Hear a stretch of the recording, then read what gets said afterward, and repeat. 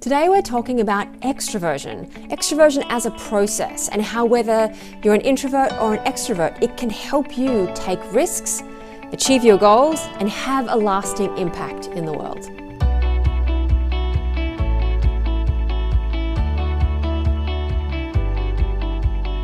Welcome to Unlocking the Power of Your Personality Type. I'm your host, Samantha Mackay, lead trainer at Truity, certified coach and trainer, and longtime believer in the power of using personality type for personal growth. Now, it's really important to remember that our four-letter Myers Briggs type is not a cage, it's not a box. We're not limited to just expressing those four preferences. Instead, think of it like a platform for understanding our natural strengths and weaknesses, and for also guiding us as to where we can grow. In our first series, we're looking at your Myers Briggs type as a series of processes instead of preferences. And that allows us to look at the 8 elements as a series of individual tools that you can use to help you navigate the obstacles that continually crop up in your everyday life. Now, we're going to start off by talking about extroversion and how you can strengthen and become more comfortable with the process of extroversion, regardless of whether you're an introvert or an extrovert. There are times when we all need to do a bit more extroverting. And so in this episode, we're going to talk about why extroverting helps, how it benefits you. We're going to talk about why we avoid it, and not just because it's scary. And then I have 5 strategies, 5 different ways that you can start to practice and build skill and strengthen extroverting. Let's start by talking about the benefits of extroversion. So extroversion, or when we're extroverting, we're getting out into the world, we're interacting with the things around us. We're trying to cast our attention and interest as wide as possible into the world to see what happens, to see what our experiences are, to see what we learn while we're out in the world. And the benefits of doing so is that we learn things about ourselves that we didn't know. We discover what we might be missing. And so extroversion, when we get comfortable with extroversion, it helps us take risks.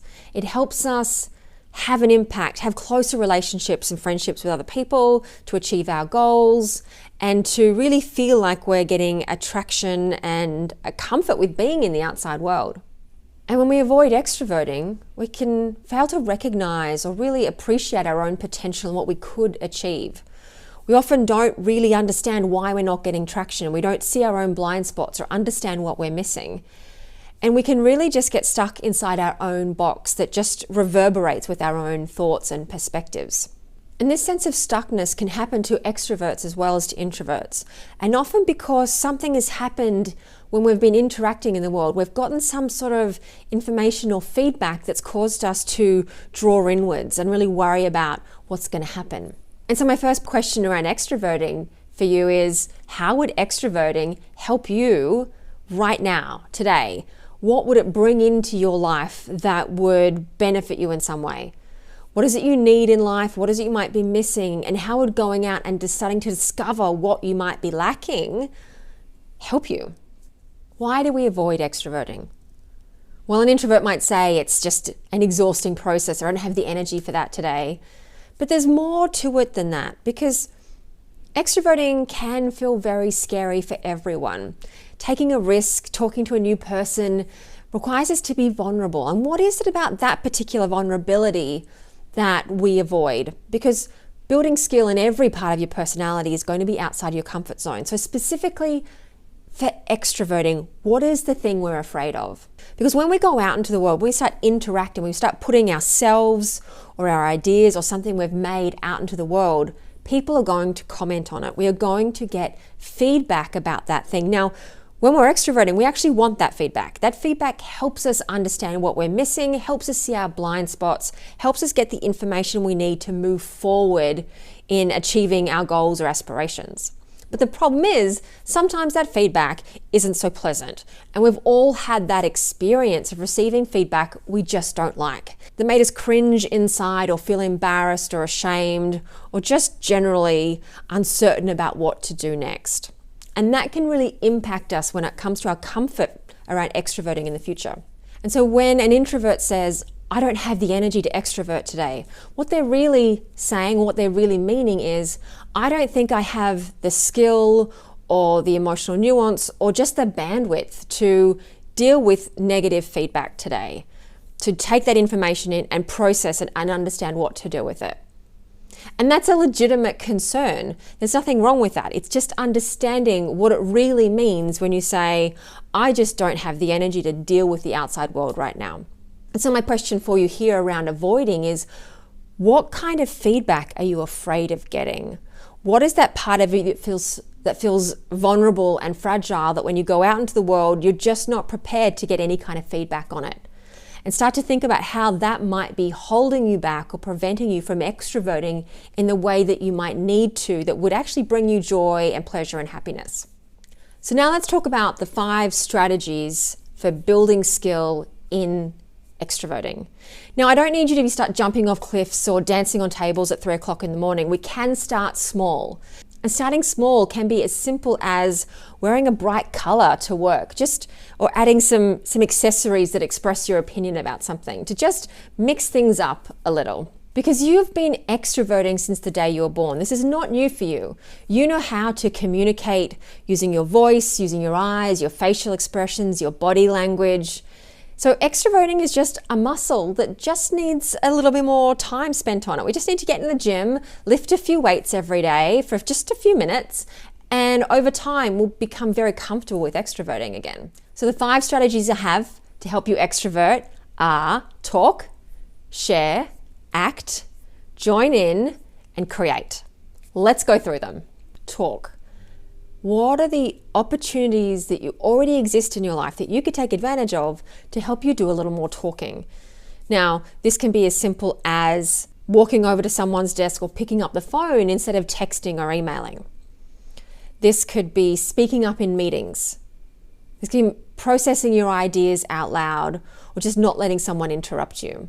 But there are also other opportunities in our life to talk to people. Strike up a conversation with someone in a lift, introduce yourself to someone new at the office, talk to the person who makes you coffee.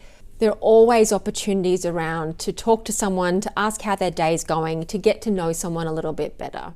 Now, building off of talking is sharing. So when you're talking to people, aim to try and share some of your interests, some of your hobbies, some of the things you're doing. Share your likes and dislikes. Give an opinion or a perspective. Aim to share your feelings, whether that's through your body language or facial expressions, or simply articulating some of the things you're feeling about a particular situation or the conversation itself. And another way to put more of your opinions and perspectives out into the world is to appreciate people. So when you see someone who has done something that you consider valuable, or someone has helped you in some way, give them very clear appreciation about what it was that they did that you appreciated. Practicing appreciation and gratitude is a really powerful way to be comfortable with extroverting. Next is act. While there are times when it's prudent to think things through first and analyze things from all perspectives, there's also times when it's really useful just to be able to jump in, say yes, get going, try it out, and not feel the need to overthink it or be fully prepared in advance.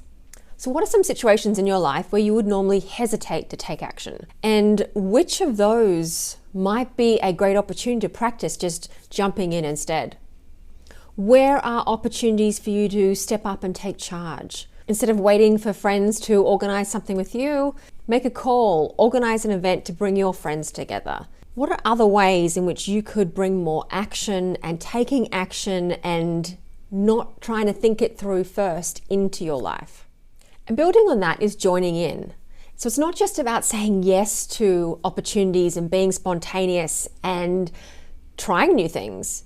It's also finding groups who are already doing things of shared interests and participating and collaborating. So maybe that's a local sports team that you could go and join in on, or a local community garden where you could go and garden with other people. And maybe that's starting a new hobby. What are some of your interests? And where are there other people doing those things? And how could you start to join in and be a part of that group? Another part of collaborating is asking for help. Asking for help can be a very vulnerable process because we have to admit that there's something we're not good at, something we don't have handled and need some help with. And this is where personality type can be really useful because each personality type and each person has their own strengths and gifts, but We can't all be good at everything. And this is that opportunity to find someone of a different personality type or a different skill set to come and help you and work together. And equally, there's many opportunities to offer your help to other people because we can create more when we create together, which leads me into our final strategy, which is around creating.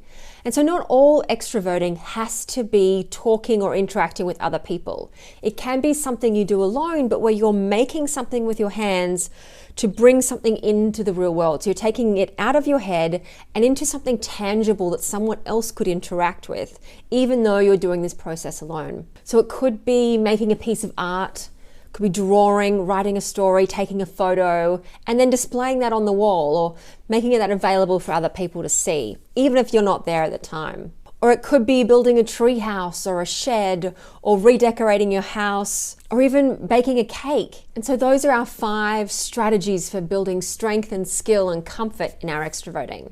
And so my final question for you today is, how are you going to use your extroverting to take a risk, to achieve your goals, to get closer to living the life you want to live? What's that one little thing that's going to help you interact with the world today to get you a little bit closer to that? And I would love to hear how that went. So let me know in the comments below, what did you try? How did it go? And what are you going to try next time? And I look forward to seeing you again soon when we talk about introversion.